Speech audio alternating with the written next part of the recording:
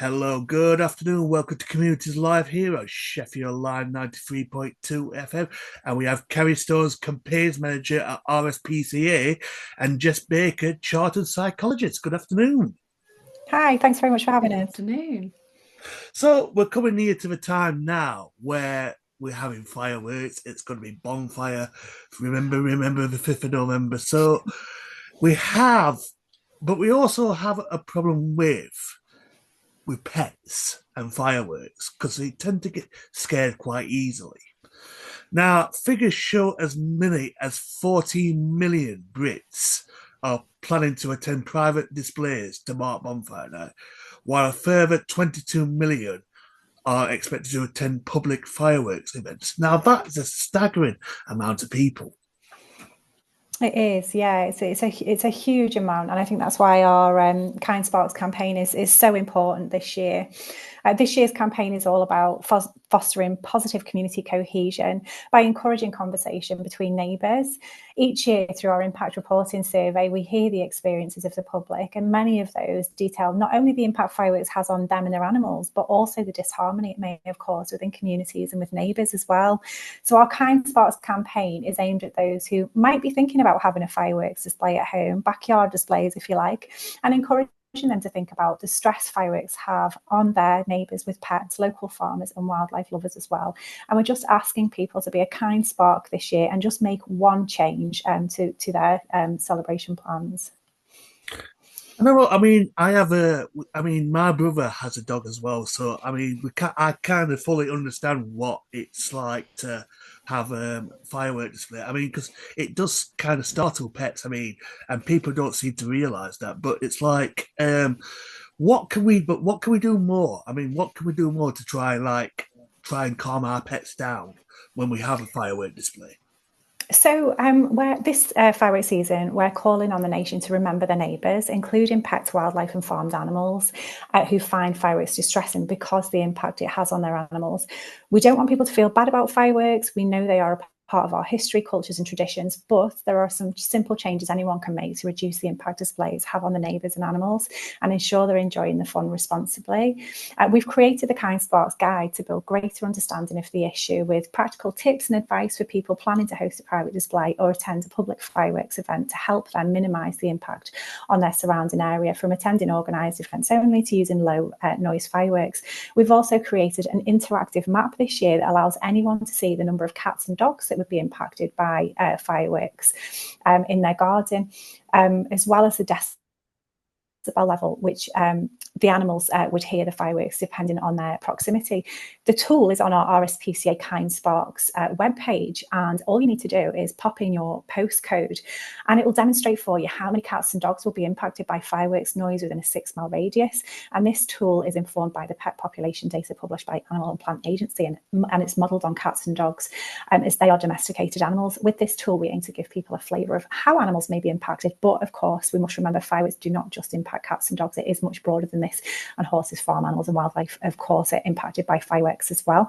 And we hope that the tool will provide a taster of how animals will be impacted, specifically those living in our homes. So that is available on our Kind Sparks campaign page. And I've also, thank you for sharing that with me. And I've got to say, I'm sorry about the phone going off about that. So I'm sorry about that. But I've got to, but it's not only it's not fireworks. It's not only displayed for one day. It's also like nearly throughout the end of the year now. So that kind of causes a problem, doesn't it? It does, yeah. So fireworks season now can last right the way through from October, right the way through to February time.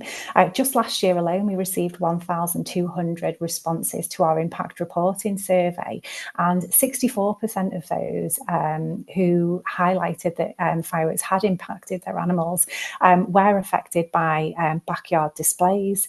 So if there are any listeners planning to have private displays at home, there are ways in which they can reduce the impact on animals. The first would be, if you can, go to a public display. this will in itself limit the disturbance felt by animals and their owners. Also inform you if there is no other way around it and you have to have your backyard display, inform your neighbours, let your neighbours know about your plans to set off fireworks, giving them enough time to prepare and make necessary arrangements. You can do this via your neighbourhood WhatsApp groups, for example, by popping a note through their door, or by simply letting them know when you see them in the street. Stick to tradition, stick to the traditional dates: Diwali, bonfire night, New Year's Eve and Chinese New Year. This does help to eliminate surprise. Many times in our impact reporting survey, we're hearing about the unpredictability of fireworks. They're going off, during the day, they're going off later in the evening than they should be allowed. So if you stick to tradition, this really will help limit that impact. Finish early, pick a good time for your display, avoiding late hours. It's more considerate to both animals and vulnerable people, and keep it short and sweet. And there's lots of alternatives out there as well. You could opt for using low noise fireworks. There are lots of new quieter options, such as Roman candles, which still make a bang but without a big flash. Or also you could even look at, there's loads of alternatives out there now, new technologies. Why not forget fireworks altogether, have a silent display and replace your bangers with a celebration of lights using options such as glow sticks and LED lanterns, which are really cool and they look great. I mean, I've got to admit as well. I mean, we used to go to a lot of firework displays, but I mean, around my area, it's quite quieting down now. So they don't do as many public displays around my area, which is kind of a good thing, which for animals and animal lovers. And I've got to ask. I mean, I want to talk about your views on this. I mean, what do you feel about fireworks displays?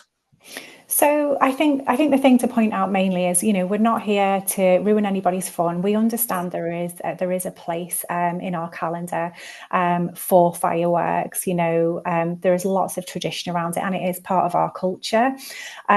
Wherever possible, we would ask the general public to use low noise fireworks.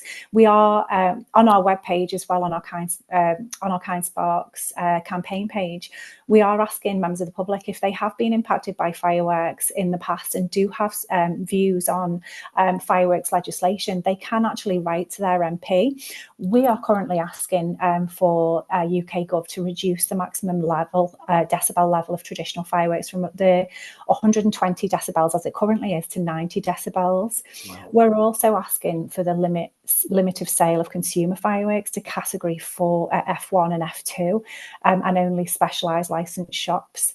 And also as well, there's been some legislation change in Scotland recently, and we are hoping that this can be adopted in this country as well. We would love to see UK Gov follow the example of Scotland and allow local councils to designate firework-free zones in areas where fireworks are likely to have greater impacts on animals and the environment, and of course, vulnerable people. And I've got to ask, I mean, and this might sound like a silly question, but for our listeners at home, I mean, what are the telltale signs that like your pets will be worried about firework display? What are the telltale signs? So there are a few things to look out for. There are obviously we don't just cover cats and dogs; we cover other breeds as well. But your dog, if you have a dog in the home that's quite new to the home, they may be pacing, panting, salivating, trying to make themselves really small or trying to get into small places. You may see behaviours like darting, which is obviously, if they hear a bang, they shoot off. That is generally an indication that they are struggling with that noise. Outside animals, so horses, for example, horses generally are quite sensitive and quite frightened by fireworks. And it's not just the bangs, it is the flashes as well. So if they are out in their paddocks, make sure that the fencing is all secure, make sure that there's no fencing that is sticking out or that they could collide with, because sadly we have had through our impact reporting surveys, animals have sadly lost their lives as a result of fireworks displays.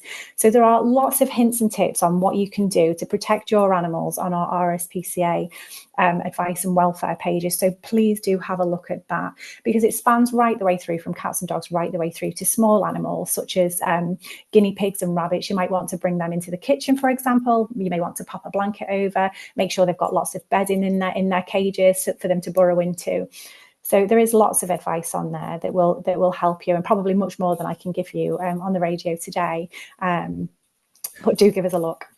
I'm going to say we're going to have to end it here, but thank you so much for that. I mean, I would love to talk to you more about it, but yeah, we're going to have to end it here. But thank you so much for joining me, Carrie, and thank you so much, Jess. I really appreciate you being here today. So thank you so much.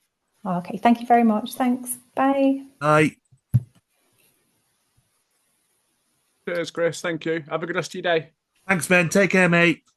Cheers. Bye bye. Bye bye.